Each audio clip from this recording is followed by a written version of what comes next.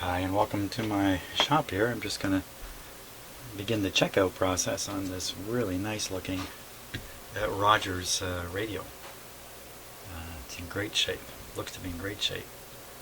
It's got all wooden knobs. Got that coarse and fine tuning. Got a really interesting dial. Looks to be in just perfect shape. Perfect shape. In fact. Magic eye. Right here. This would be the band selector.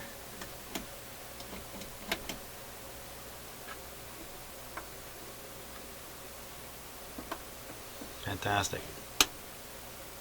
There's the on-off. So I believe this guy is working. It's pretty big for my shop, that's for sure. And it weighs a ton. Oh my gosh, it is really, really heavy.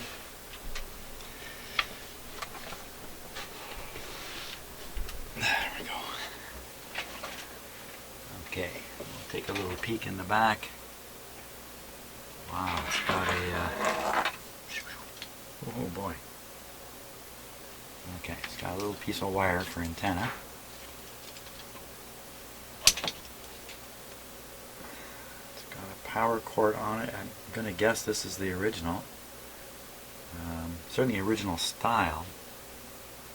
Suspiciously good condition for something that goes right back. So maybe this has been replaced once.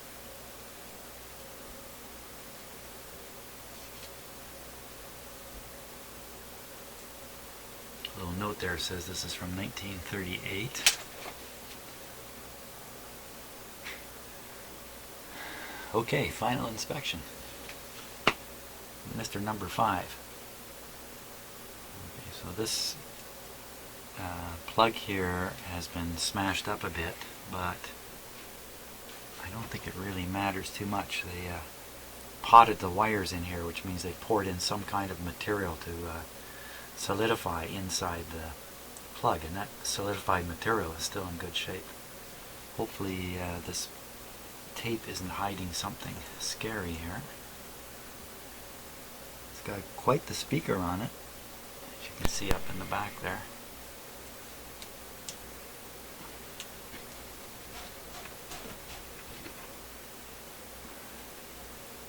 I'm going to leave that on there for now. There's really no sign of degradation in these wires, so I'm not going to be too suspicious about what's going on under there.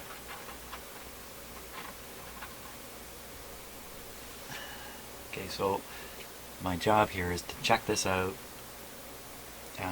tune it up, get it working at peak efficiency. It may be there already for all I know at this point. And to do that, I'm going to have to take the radio out, but also take this speaker out with it. Then the cabinet's going off to be refinished.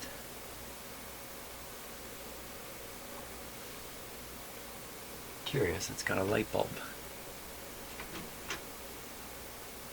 Oh, that's not a light bulb.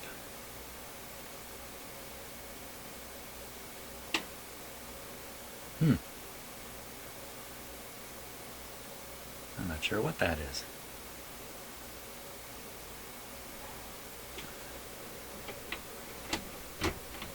That's quite interesting. Looked like some kind of a neon sort of bulb or some kind of very odd vacuum tube. I've never seen one like it. Interesting. Okay, let's spin it around. Give it a go. Despite the cord has a little bit of wear on it, it seems to be in pretty good shape.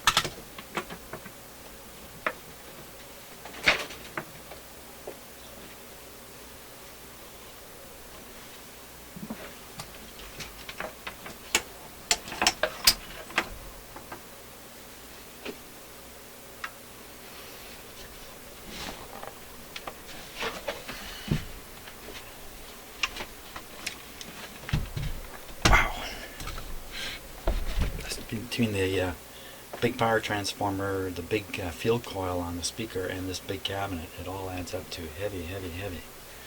That's for sure.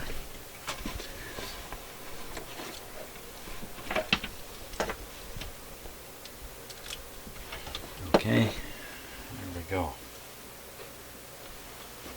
Now, before we turn it on, let's just identify. That's the on-off, probably the tone control. This would be the volume, probably. Band switch. Hopefully it'll indicate somewhere what band you're on. Different tones of wood. Yeah, it's really a nice looking radio with this gigantic speaker here.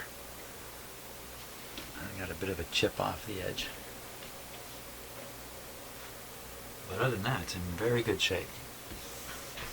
Bit of a crack through here. But nothing too serious. Okay, volume is down. As always, I start something like this on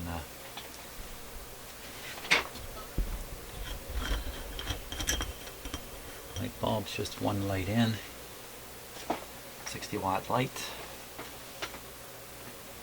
Okay, let's give it a go.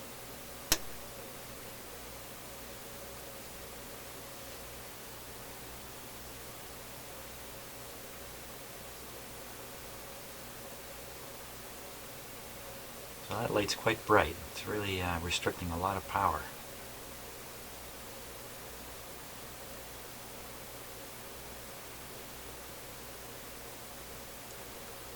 I think I'm going to screw in the other light bulb here. There we go.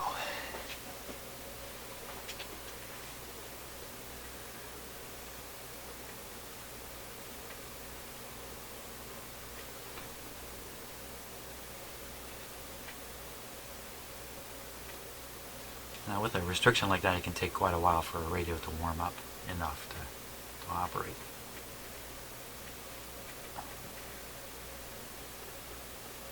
No action on the eye yet. I can see the heater in the back of the eye, but I cannot see any actual display yet. We're running around 75% of line voltage, so that's around 85 volts at the plug on this.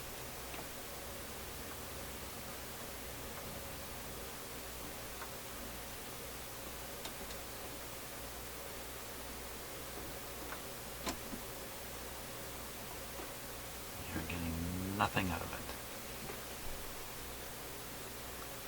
it. No glow.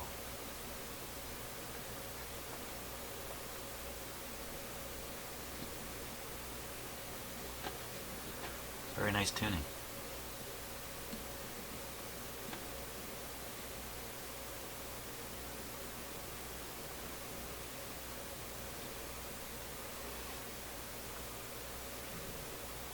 Okay, let's flip it up to full power here.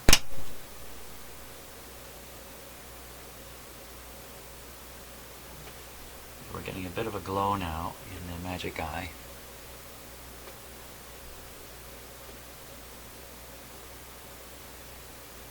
Faint glow. There we come. Tone, volume. I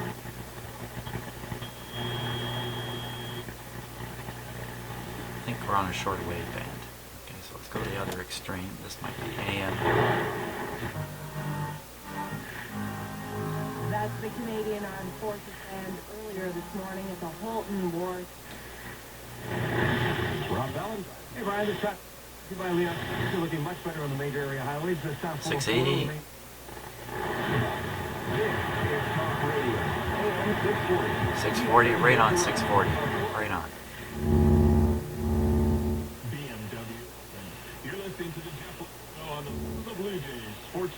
All we're using for an antenna is this piece of wire here. And that's what gets you the information you need.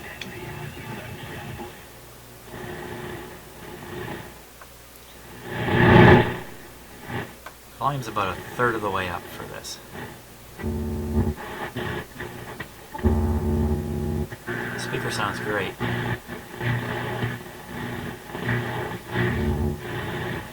Magic Eye is reacting, but it's very, very dull.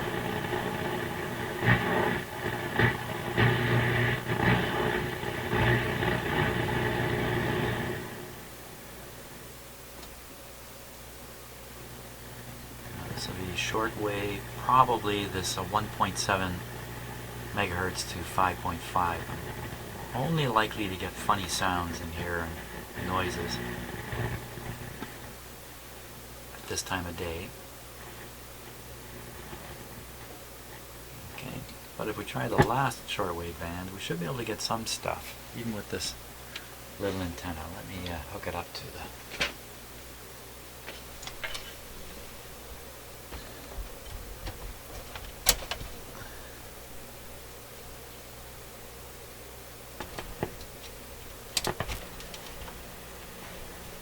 Okay, we're on the outdoor antenna now.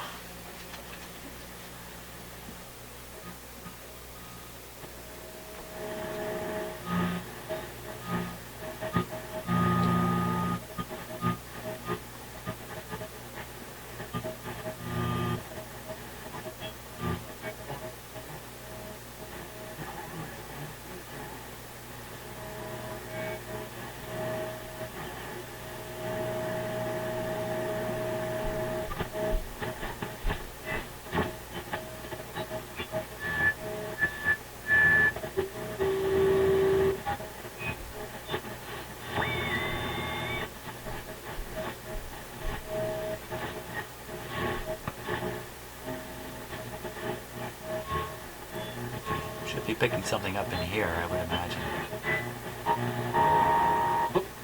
And before Jesus ascended into heaven, he gave a last instruction before he was taken up out of their sight into the clouds. He said,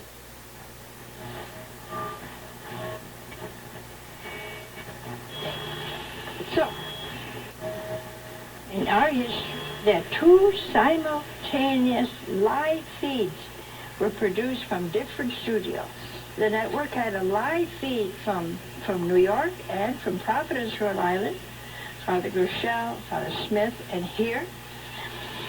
So we had two different studios, really three studios. We might get WWV.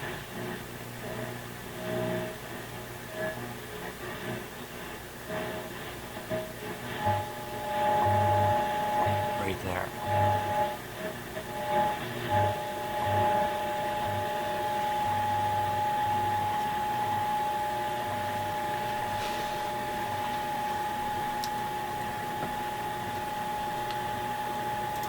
Here's a closer look at a couple things. There's the Magic Eye.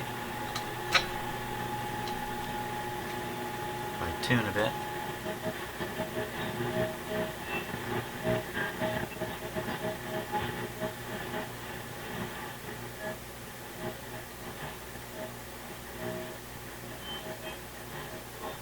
Need a strong station here to really...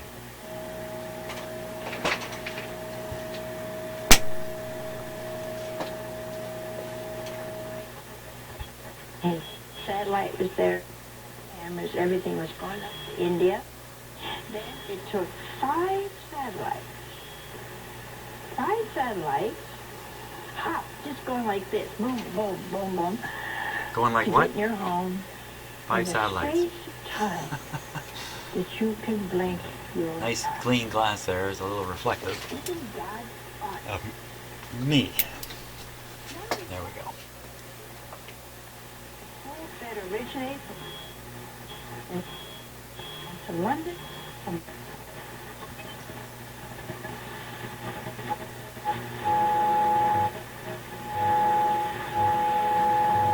So it's very close. Very close. Should be right on the 15. It's very, very close.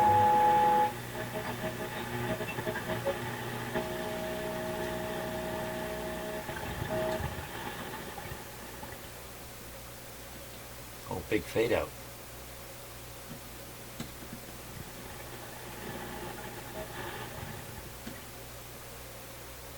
Just turn it up.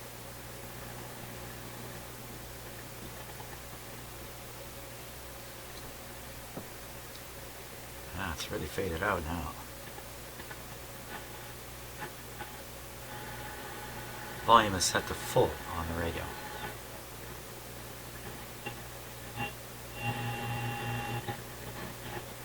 It's wonderful to tune this. No backlash whatsoever.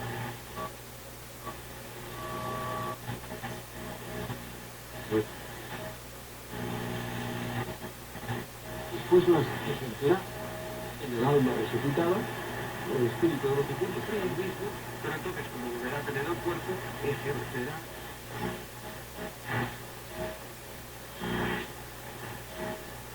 Okay, and this time of day we might get something.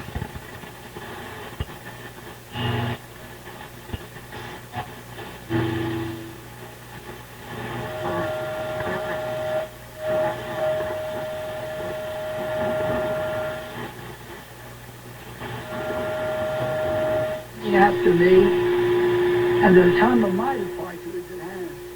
That I know.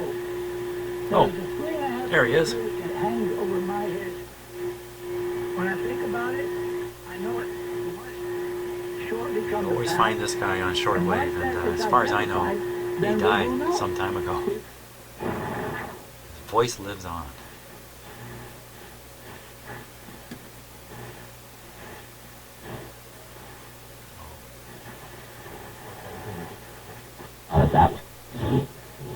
He was a man that I always said was a sheep disguised in wolf's clothing. He'd give you the shirt off his back. He was the kindest man, the best man I ever knew. And I wrote back to him and I said, I take it as a compliment. And I bring it out here. Lines of ABC not doing much. This Magic Eye typically monitors the AVC voltage. Not a lot going on there. Very strong signal though. Okay. What was he talking about? Bloodlines affect what? Very good. Mind. Let's take a look at this. But we're not supposed to talk this. Let's take a look inside this guy. See what surprises lay there for us. Whoops. Yeah. Okay, so if that made a lot of noise on the video, it's because I'm still in the process of learning my new shop layout, and I've got a microphone in a different place now. I'm banging into it. Take these knobs off.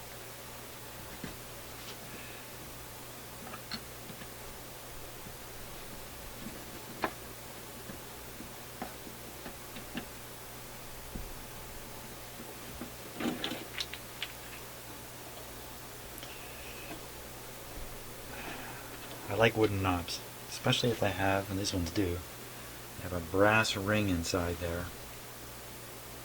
They're not just wood, so when you tighten them down, the pressure is in this brass ring, it's not in the wood itself. If it doesn't have that brass ring, there's a high likelihood the wood will split, especially from these screws being turned down too tight. This one in particular, it's in very good shape. Wonderful. Okay, so those are the knobs. Okay, now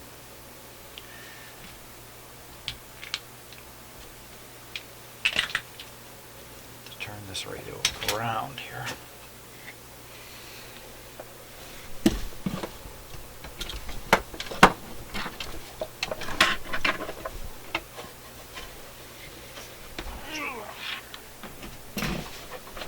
Yeah, that's me groaning here.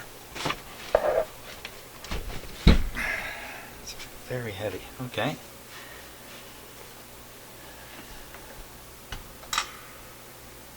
Now, screw there. Probably 4 screws underneath. The radio's got to come out first. Looks like everything comes out. I can see a bracket here. What's it doing? Holding a light bulb. But I think that's coming out with the radio too. I think it's all coming out. So I want to make sure nothing up in the front here is attached to the front of the cabinet. especially around the pointer and things like that. Before you start pulling the radio out, next thing you know, you're ripping something apart without even realizing it. Okay, we'll pop off the speaker here.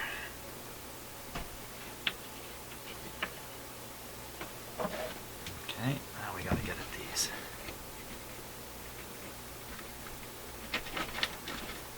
Okay, just my genuine Rogers tubes. They're designed especially for your receiver. Really?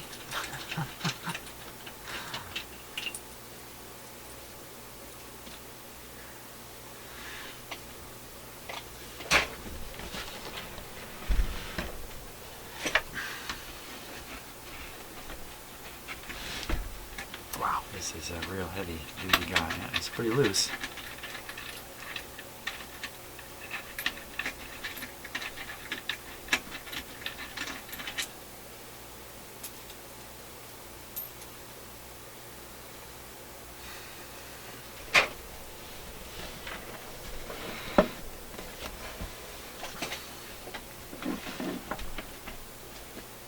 Oh, that's not loose.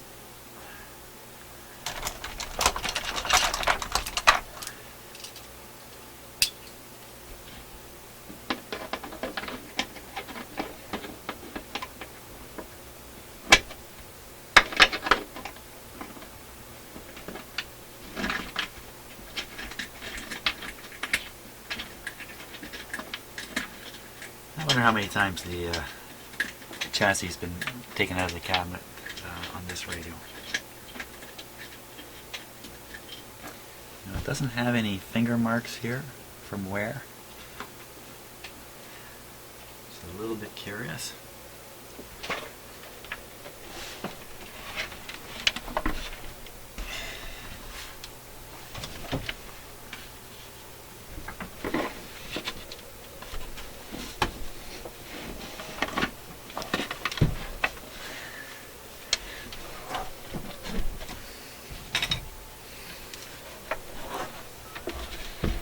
Very careful swinging this thing around in my shop. It is big, has a lot of momentum. Bang into something. Something's gonna get hurt. Okay, so that's the 4 bolts holding it. Yeah, it seems to be loose. Around again. Oh, okay, now.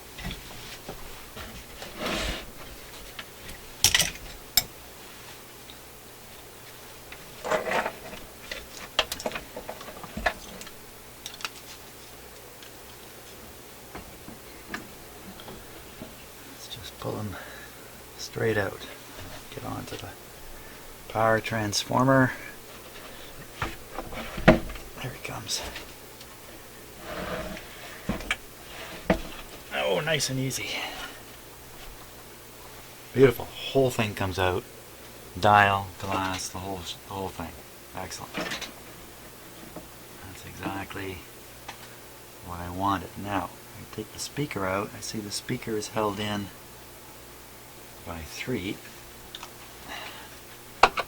screws, relatively new screws, so it's not the first time he's coming out.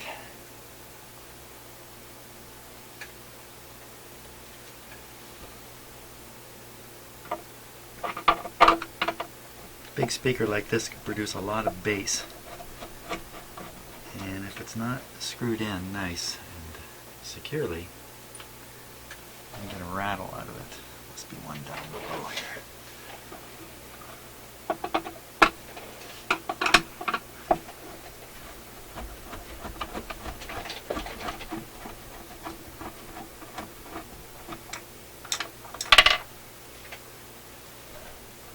Okay, one more screw.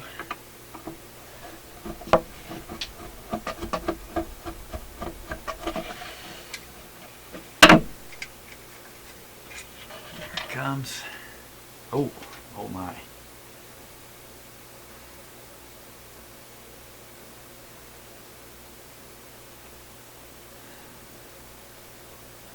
Looks like a pink fingernail polish to me. Sounded nice though, so don't worry about it. Except to set it aside where it can't get damaged.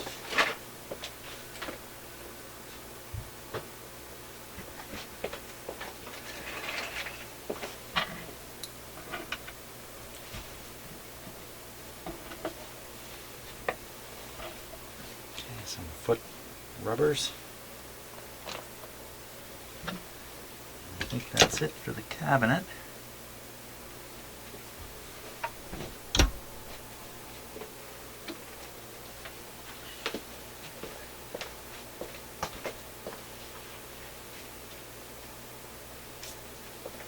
There we go.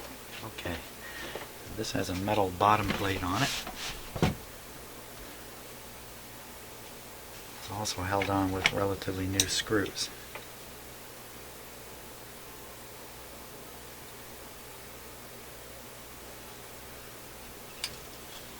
Something very unusual just caught my eye here. Let's take a look at this. Huh.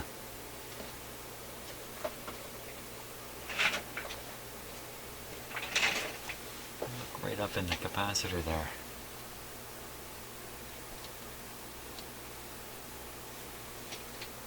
Very strange. In the tuning capacitor, something kind of odd there. Let's take a look.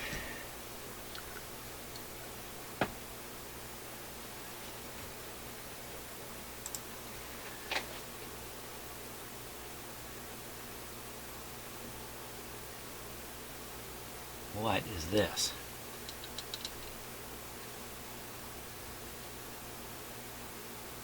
Spring loaded.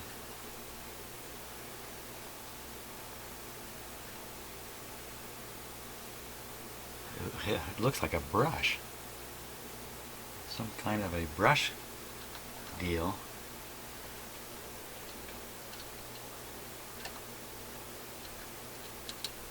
Huh. So as you tune, it cleans the top of the capacitor. I've never seen anything quite like that. Oh, it has to be spring loaded to move with the capacitor's shape a little bit. These ones, you can see these ones are a little dirtier. That one looks just beautifully clean. Huh. No, never seen anything like that in a radio.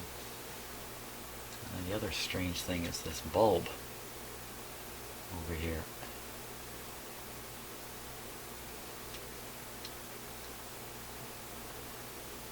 A couple of rectifier tubes there. Looks like tuning adjustments here. Definitely, it's a big bad radio, that's for sure.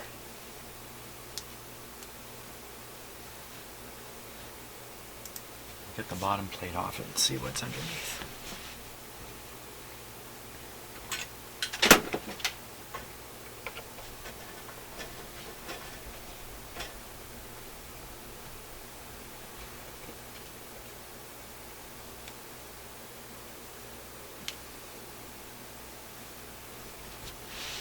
Has a phono input.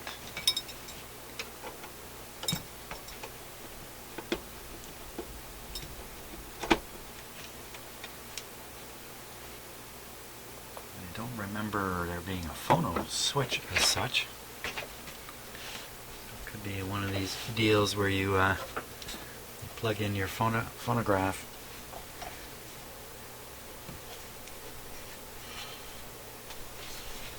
and tune between stations so there's no radio sound. Unless there's something I missed. It would have to work like that.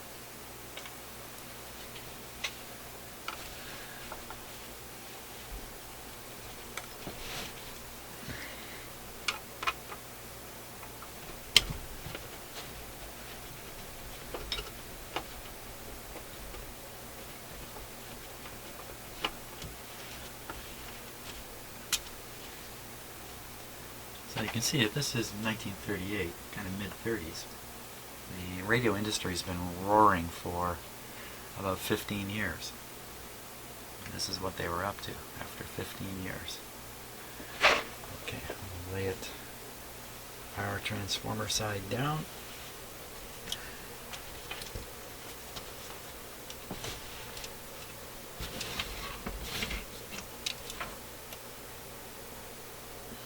There we go. Pop this plate off. Voila.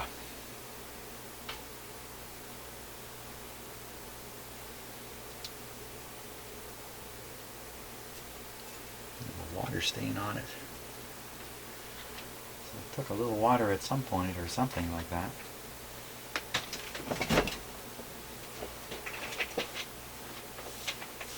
Okay, this guy's had some work done. Let's go through it. Let's see what we can find out here.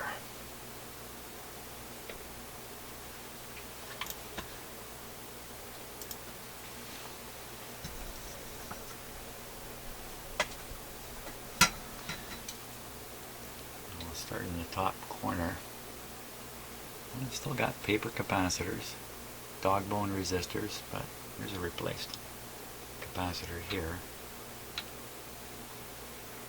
Got a spot here for a battery to sit. There's no battery in it. Some very old resistors. Another capacitor.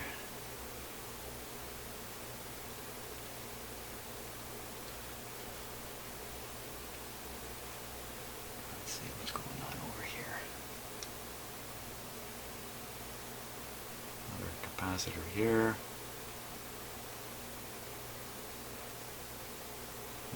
This may be an earlier replacement. Kind of loose and wobbly.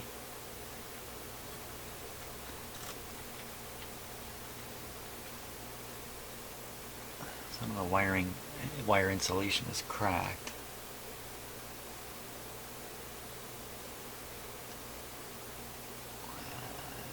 Looks like a new power supply filter capacitor, 450. 22, 33. That's probably why we're not hearing any hum. This is probably a replacement. This is definitely a replacement. Here's the power cord. Well, you know, it just doesn't quite have the wear and tear on it that you might expect. These look resoldered. So I think this is a replacement cord.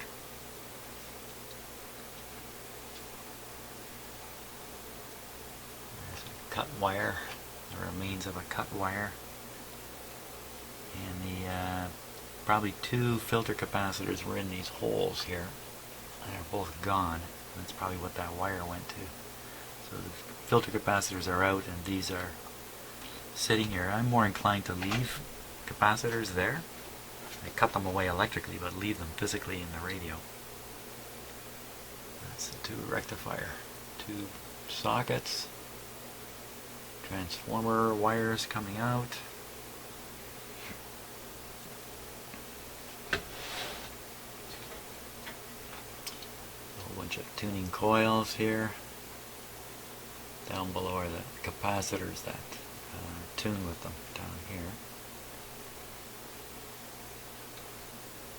I believe. So probably the tuning adjustments for this capacitor is up on the top of the radio. Probably what I pointed to earlier. And we've gone all the way around.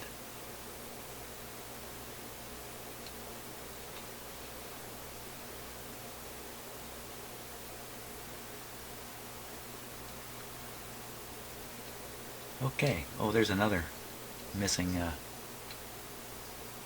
capacitor there. Or battery, rather.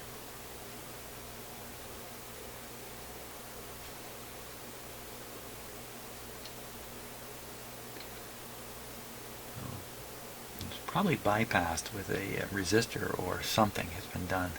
We'll see this one. I think there's a short that's been put in right here. Probably this one's been treated the same way. Yeah, shorting wire, so it's just shorted out. It's just removed. You know, I think that upsets the bias a little bit in the radio. Maybe that's been compensated for in some other technique too. Don't know. But a lot of radios have these, and this vintage have these batteries in them. And I guess at the time they were supposed to last essentially forever, or for a long, long time. They were just very, very simple batteries. But today, many of them are gone, just like this radio. Sounded fine. Or was it a little weak? Well, not bad. It's in pretty good shape.